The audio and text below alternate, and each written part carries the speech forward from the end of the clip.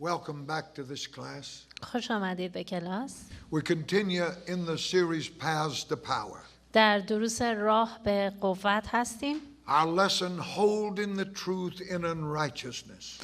درس ما حقیقت رو در عدالت نگه داشتند. And we're reading from Romans chapter 1, در رومیان باب 1 verses 16 through 23. آیه 16 تا 23 رو براتون میخونم. زیرا که از انجیل مسیح عار ندارم، چون که قوت خداست برای نجات هر کس که ایمان آورد، اول یهود و پس یونانی، که در آن عدالت خدا مکشوف می شود از ایمان تا ایمان، چنان که مکتوب است که عادل به ایمان زیست خواهد نمود. زیرا غضب خدا از آسمان مکشوف می شود بر هر بیدینی و ناراستی، مردمانی که راستی را در ناراستی باز می دارند، چون که آنچه از خدا میتوان شناخت در ایشان ظاهر است، زیرا خدا آن را بر ایشان ظاهر کرده است. زیرا که چیزهای نادیده او، یعنی قوت سرمدی و الوهیتش، از حین آفرینش عالم به وسیله کارهای او فهمیده و دیده می شود تا ایشان را عذری نباشد.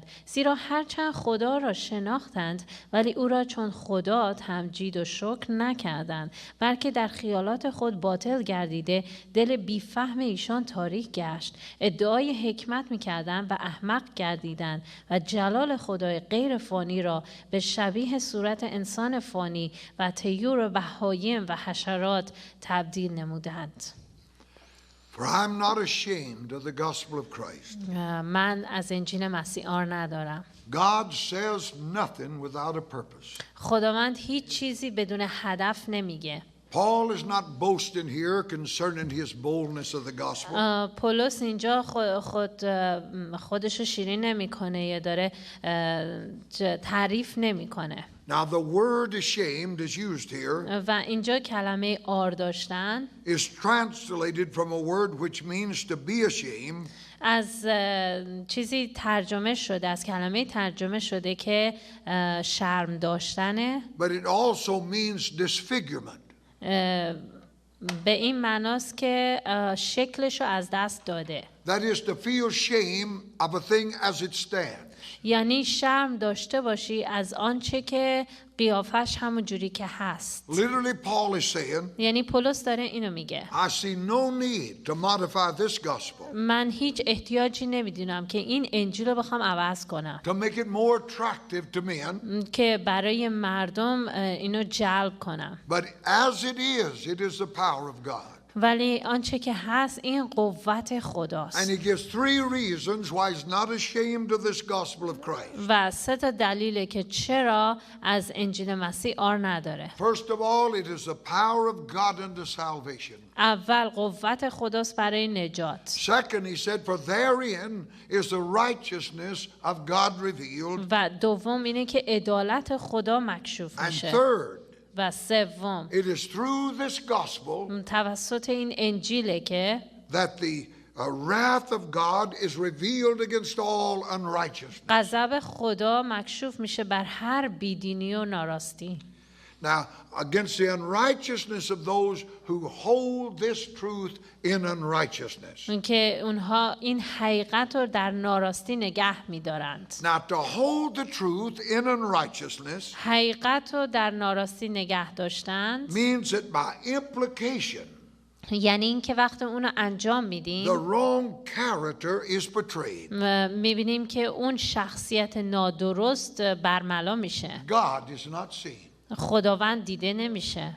Instead of man being used to portray God, به جای اینکه انسان ازش استفاده بشه تا خدا رو مکشوف کنه، God is used to portray man. خدا رو استفاده میشه تا اینکه انسان رو جلال بده. Paul said, because that which may be known of God پولس داره میگه که آنچه که از خدا بدونیم is manifest in them, در ما آشکاره، because God has shown it unto them. چون که خدا به اونها مکشوف کرده. Now, everything that is to be known of this great God و همه چیزی که راجع به این خدای عظیم ما باید بدونیم is in the believer. در ایمان داره. Man was created to manifest God. خدا آفریده شد تا انسان آفریده شد تا خدا رو آشکار کنه. Truth is a person. حقیقت یک شخصیه. Jesus said emphatically, I am the truth. و عیسی مسیح گفت من راستی هستم. Now, the worst crime of all time جنایت بزرگ ما is to have Jesus living inside of you که عیسی مسیح در ما زندگی کنه and manifest that self to the world. و اون انسانیت کنه خودمون رو به دنیا نشون بدیم. This was a sin of those first people in the book of Romans. و در کتاب رومیان گناه مردم همین بود. Now, the sin of disfigurement of the gospel حالا اون گناهی که اون شکل انجیل رو به هم میزنه brought the wrath of God on the people of Romans 1. غضب خدا رو به رومیا آورده بود. Today we're being told امروزه به ما گفته میشه that you're not to talk about hell که راجع به جهنم نباید صحبت and کنیم don't call men sinners, call them pre-Christians. و به مردم گناهکار صدا نکنید، به اونها مسیحیان قبل صدا کنید. That is a disfigurement of this gospel. یعنی انجیل رو داریم ما شکلش رو برمیگردونیم And it will bring the wrath of God upon this generation of و people. خشم خدا رو، غضب خدا رو به این نسل میاره.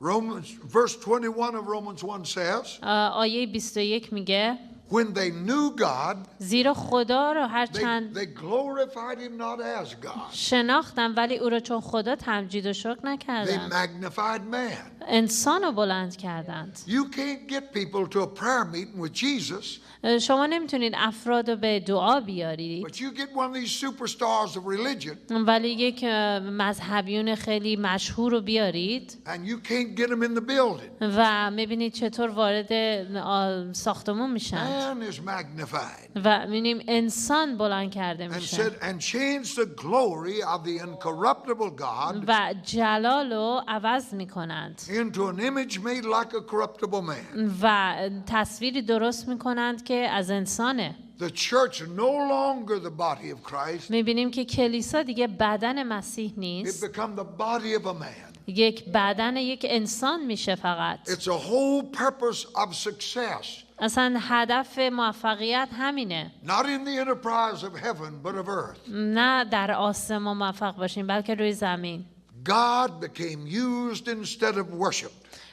از خدا استفاده میشه به جای اینکه پرستش بشه، Wherefore God gave them up. که خدا اونها رو تسلیم What did he give کرد. them up to? به کجا داد؟ Uncleanliness, ناپاکی، through the lust of their own heart. با اون شهوتی که در قلبشون Now بود. that last phrase tells you و اون جمله آخر میگه that he gave them up to this thing called self. که اونها رو به این انسانیت یا نفس ما داد. And you have the Laodicean church و شما این کلیسا رو میبینید with Jesus outside of it. که عیسی مسیح بیرون He اونه. gave them up to their own self. اونها رو به نفس خودشون داد. God simply gave them what they wanted, خدا فقط اون چیزی که اونا میخواستن بهشون داد and man become the object of their worship. و انسان اون چیز پرستششون شد. Now you won't get these people to admit that. و شما نمیتونید که اینها به این مردم اعتراف کنن به این. Neither will you get young people to admit they're worshiping these rock stars. و افراد جوانان میبینین که هیچ وقت اعتراف نمیکنن که اون But خواننده ها they're رو worshiping a man دارن پرستش میکنن ولی یک انسان رو دارن because پرستش they're running میکنن everywhere because some man is going to be there. چون که همه جا دارن میرن و به جلسات کلیسا میان چون یک مرد مشهوری اونجاست. You look at this religious celebrities, به این افراد مذهبی رو نگاه کنید this inner healing cult. و اون که اونایی که عطای شفا دارند All of that just puts your life in my hand. و همه اینها انگار زندگی شما رو به دست من You میده. got to have me to be delivered. به من احتیاج داری تا آزاد بشید. You imagine what a job Peter would had when 3,000 got saved one day and 5 the next. و تصور کنید که اگه پتروس چه کاری باید میکرد چون که 3,000 نفر نجات پیدا کردن در یک روز. Well, if he had to spend 3 or 4 years, they want them to get him right. We're in trouble. و اگه میخواست 4 سال وقت صرف کنه تا با هر کدومشون دست بذاره دعا کنه چقدر طول میکشید. But that's what that inner healing's all about. و برای همین اون شفای درونی شما به این احتیاج داره. Jesus transforms a man. عیسی مسیح میاد و شکل و همه چیز He انسان don't عوض talk him out میکنه. of his evil. صحبت نمیکنه تا از شرارتشون دور بشن. He makes him a new creature. اونها رو یه خلقت تازه‌ای درست میکنه. But this is what we have here, worshiping the creature. ولی این چیزیه که ما داریم، پرستش آفریننده. God was used instead of worship. و اینجا میبینیم که خالق رو دارن پرستش میکنند. But once that image is set, و وقتی که این تصویر اونجا بمونه، a theology has to be created now حالا یک الهیاتی باید درست to بشه support that. که اونو حمایت کنه. When you turn their eyes upon yourself, وقتی چشماتون برمیگرده به خودتون، then you're going to have to create another image اون وقت باید یک تصویر دیگه‌ای درست کنید or another theology, excuse me. یا یک الهیات دیگه‌ای درست کنید وقتی به خودتون میخواید نگاه So the کنید. Word of God says و کلام خداوند they میگه changed the truth of God into a lie حقیقت خدا رو عوض کردن به یک دروغ and worshipped and served the creature more than the Creator. و اون خالق رو پرستش کردن تا اون آفریننده رو. See, the message must justify the image.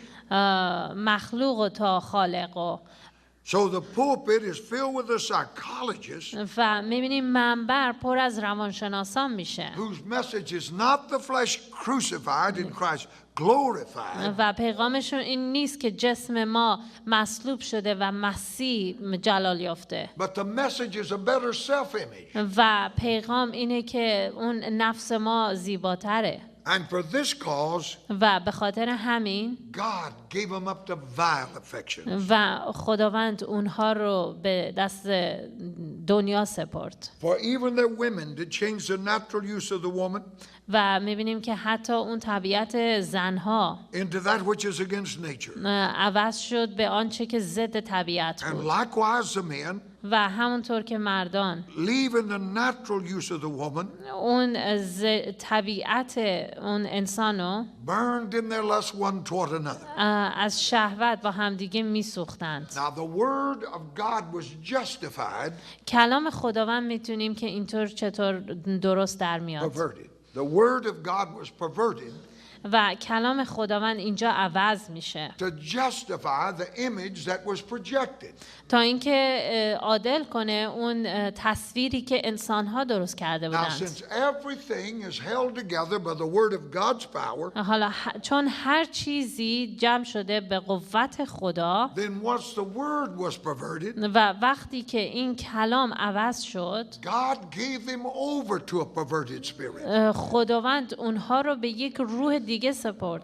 Every civilization has ended هر میبینیم که نسلی پایان میپذیره with rampant homosexuality. با یک همجنسبازی وحشتناک. That is the judgment of God. اون داوری خداست. When they perverted the word of God, everything else come out of order. وقتی کلام خدا رو عوض میکنن همه چیز به نظم There's always been a minimal amount of that.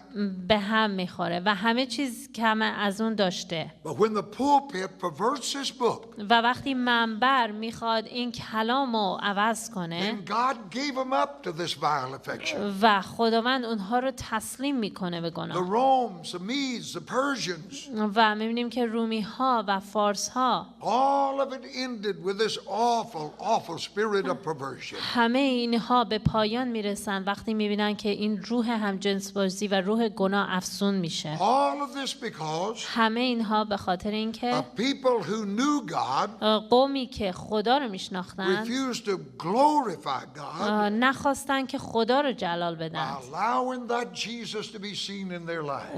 و اجازه دادن که اجازه ندادن عیسی مسیح در زندگیشون آشکار And the بشه path is always downward و همیشه راه به پایین میره from the unclean to the perversion و اونهایی که ناپاکند and the perversion to a reprobate mind. و میبینیم این ناپاکی به یک فکر باطل میره. Verse 28 says, آیه 28 میگه and even as they did not like to retain God in their knowledge, و چون که روا نداشتن که خدا رو در دانش خود نگاه God دارن gave them over to a reprobate mind. خدا ایشان را به ذهن مردود واگذاشت. That don't mean that they dismiss God, خدا رو رد نکردن nor are they going to use that name و از اون اسم استفاده میکنن to promote their own.